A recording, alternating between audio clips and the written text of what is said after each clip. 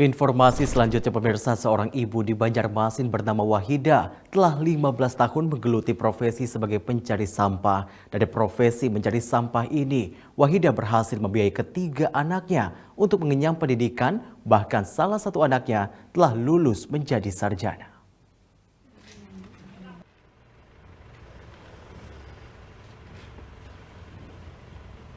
Sampah merupakan permasalahan besar bagi hampir seluruh wilayah di Indonesia, termasuk di kota Banjarmasin, Kalimantan Selatan. Namun, tahukah Anda, jika dipilah, sampah juga dapat mendatangkan nilai ekonomi bagi warga? Seperti halnya yang dilakukan oleh Wahidah, warga Banjarmasin. Ia mengaku sudah 15 tahun menggeluti profesi sebagai pencari sampah. Wahidah menceritakan setiap harinya, dia harus berjalan hingga puluhan kilometer guna mencari dan mengumpulkan sampah berupa produk berbahan plastik, kertas, dan juga besi. Sampah-sampah yang telah dikumpulkan tersebut kemudian dijual ke bank sampah induk yang berjarak sekitar 8 kilometer dari rumahnya. Menurut Wahidah, dalam satu hari ia mampu mengumpulkan uang hingga Rp90.000 dari hasil penjualan sampah tersebut. Hasil dari kerja kerasnya itu kemudian ia pergunakan untuk membantu sang suami yang berprofesi sebagai buruh kayu dalam membiayai ketiga anaknya agar dapat mengenyam pendidikan. Bahkan, satu anaknya telah lulus menjadi sarjana dari salah satu perguruan tinggi di Banjarmasin.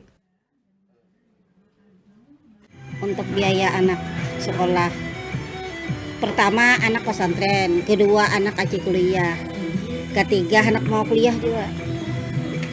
Jadi sudah tuntung satu, wisuda sudah.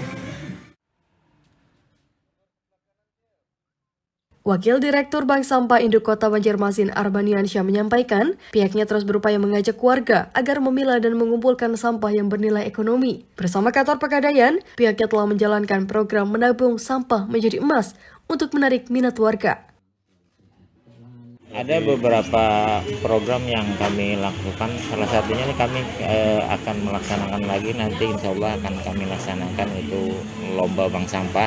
Tapi yang sudah berjalan itu biasanya kami melaksanakan merger dengan Pegadaian melalui kegiatan menabung sampah menjadi emas.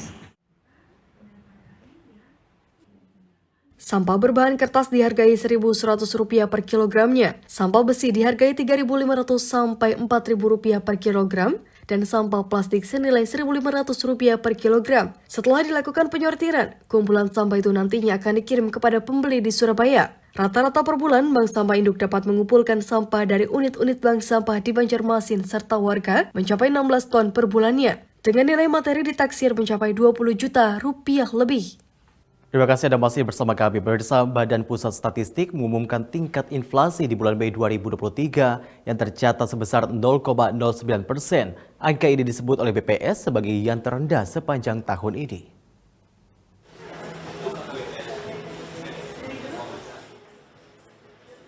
Tingkat inflasi bulanan Indonesia di tahun 2023 mencapai angka terendah sebesar 0,09 pada bulan Mei lalu.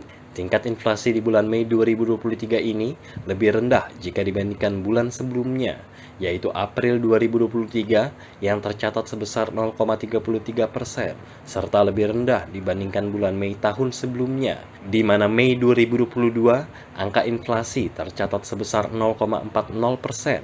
Perkembangan inflasi ini diumumkan oleh Badan Pusat Statistik di Kantor Pusat BPS Jakarta pada Senin 5 Juni. Deputi Bidang Statistik Jasa dan Distribusi BPS, Puji Ismartini, menyatakan rendahnya tingkat inflasi pasca Lebaran tahun ini disebabkan oleh turunnya harga sejumlah kelompok barang dan jasa. Diredam oleh turunnya sebagian harga pada kelompok pakaian dan alas kaki serta kelompok transportasi. Komoditas yang utamanya meredah adalah tarif angkutan udara. Ini menyumbang andil deflasi sebesar 0,06%. Selain tarif angkutan udara, tarif angkutan antar kota juga berkontribusi dalam turunnya tingkat inflasi pasca Lebaran dengan andil deflasi sebesar 0,02%.